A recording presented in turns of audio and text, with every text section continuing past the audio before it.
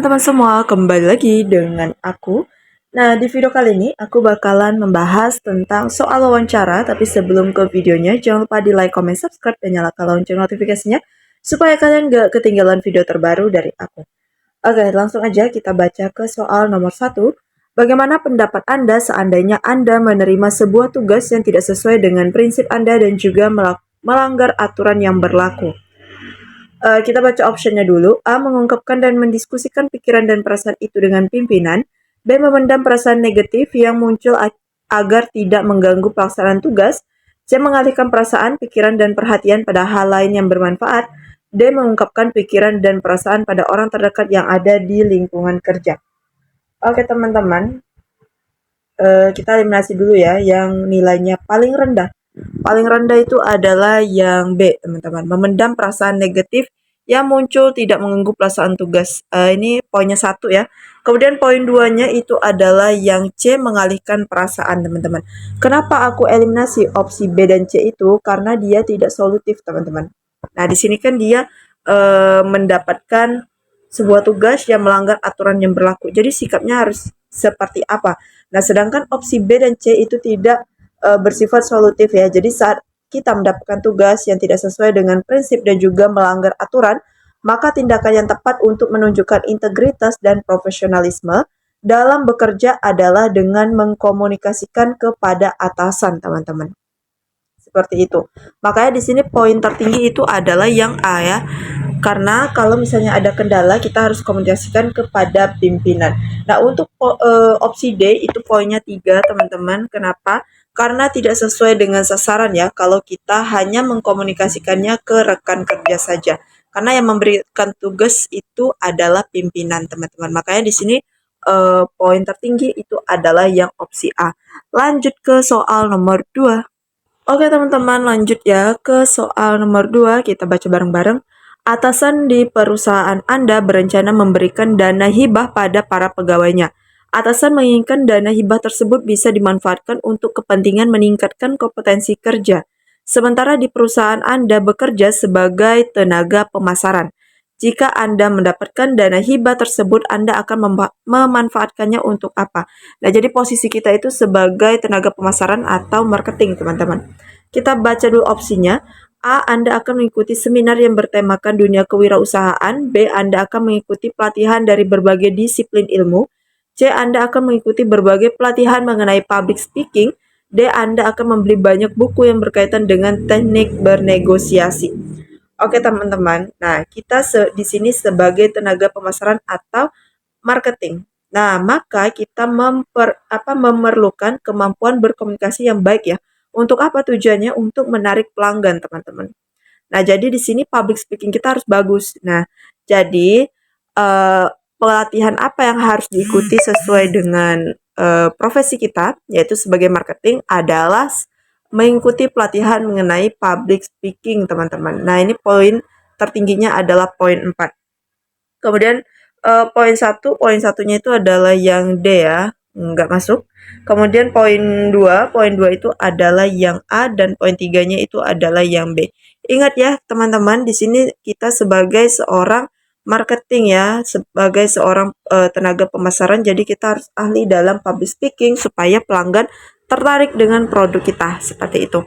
Lanjut ke soal nomor 3. Kita baca bareng-bareng. Anda bekerja sebagai petugas keamanan di bank. Siang hari datang seorang ibu yang mengatakan bahwa ia kehilangan dompetnya saat mengantri di bank itu kemarin. Sementara kemarin adalah jadwal libur Anda. Apakah tindakan yang akan Anda lakukan? Kita baca dulu opsinya. A. Meminta tamu duduk terlebih dahulu, lalu mencari dompet tersebut sampai akhirnya ditemukan. B. Meminta nomor HP-nya dan akan menghubungi jika dompetnya ditemukan. C. Menanyakan kepada kepala keamanan siapa yang berjaga di bank kemarin, lalu mengkonfirmasi apakah ada barang yang tertinggal selama dia berjaga. Kemudian D. Menanyakan kepada tamu tersebut dia duduk di mana kemarin, lalu menelusuri jejak sembari mencari dompetnya yang hilang. Oke teman-teman, kita langsung aja eliminasi ke poin satunya. Nah, ini ibu-ibunya itu kehilangan dompet di bank saat mengantri semalam, sedangkan semalam kita jadwalnya libur, teman-teman. Kira-kira jawaban yang mana yang paling tepat? Untuk poin 1 itu adalah yang B. meminta nomor HP-nya dan akan menghubungi jika dompetnya hilang. Ini kurang solutif ya teman-teman. Oke, kemudian poin 2. Poin 2-nya itu adalah yang A, meminta tamu duduk terlebih dahulu. Nah, ini juga kurang solusi teman-teman ya, kurang solutif. Jadi makanya aku letakin di poin paling rendah. Tersisa C dan D. Kalau yang C itu menanyakan langsung kepada kepala keamanan yang berjaga kemarin, lalu mengkonfirmasi ya apakah ada barang yang tertinggal, siapa tahu disimpan di pos satpam. Kemudian kalau untuk opsi D itu menanyakan kepada tamu tersebut dia duduk di mana. Kira-kira jelas ya teman-teman mana poin tertingginya. Oke, di sini kita harus menunjukkan bahwa kita adalah seseorang yang dapat berperilaku sesuai dengan norma dan aturan ya. Karena dijelaskan dalam soal bahwa eh, kita tidak bekerja di hari ibu tersebut kehilangan dompetnya, maka kita harus menanyakan kepada petugas yang saat itu masuk terkait masalah yang dihadapi ibu tersebut. Nah, makanya di sini opsi tertingginya itu adalah yang C. Untuk opsi D itu poinnya 3, teman-teman. Itu ya, lanjut ke soal nomor 4. Oke, teman-teman, lanjut ya ke soal nomor 4. Kita baca bareng-bareng. Apakah pendapat Anda sebagai anggota kepolisian jika Anda dihadapkan dengan penjamret yang lewat di depan Anda sedangkan saat itu Anda sedang tidak bertugas? Oke, langsung aja baca ke opsinya. A. Langsung menghadang penjamret tersebut dan mengajaknya berdua 1 lawan 1. B. Melakukan langkah taktis bersama rekan-rekannya dengan berteriak meminta tolong dan bantuan security pusat perbelanjaan. C. Menyingkir sedikit dari jalur lari penjamret tersebut, lalu menggunakan tas yang dikenakannya untuk menghentikan penjamret tersebut dengan cara memukul bagian belakang kepala penjamret tersebut. D. Menyingkir terlebih dahulu, lalu melakukan sliding tackle kepada penjamret tersebut untuk membuatnya terjatuh sehingga bisa ditangkap oleh banyak orang yang ada di pusat perbelanjaan. Oke teman-teman, di sini kita eliminasi dulu ya poin terendahnya teman-teman. Nah, untuk poin 1 itu adalah yang B. Melakukan langkah taktis ya bersama rekan-rekan dengan berteriak meminta tolong dan bantuan dari security. Nah, untuk pilihan jawaban B ini kurang efektif dan efisien ya teman-teman, makanya aku kasih poinnya 1. Kemudian poin 2-nya itu adalah yang A. Nah, ini juga sama dengan alasannya sama dengan yang opsi B tersebut, teman-teman. Nah, tersisa C dan D, teman-teman. Kira-kira mana nih jawaban yang paling tepat ya? Nah, dalam menjawab soal wawancara ini, maka pertama-tama kita harus mengetahui posisi kita di soal ya, sebagai apa. Nah, di soal ini, posisi kita itu sebagai polisi, teman-teman. Maka, jawaban yang paling tepat adalah yang mana, teman-teman? Yaitu yang D ya. Menyingkir terlebih dahulu lalu melakukan sliding tackle kepada penjamret tersebut untuk membuatnya terjatuh ya sehingga bisa ditangkap oleh banyak orang yang ada di pusat perbelanjaan tersebut, teman-teman. Oke, jadi di sini poin 4-nya adalah yang D. Untuk poin 3-nya itu adalah yang C. Itu ya teman-teman, untuk opsi A, B, dan C itu kurang efektif ya teman-teman. Makanya di sini aku kasih poin yang paling tinggi itu adalah yang D. Lanjut ke soal yang terakhir. Teman-teman, lanjut ke soal yang terakhir.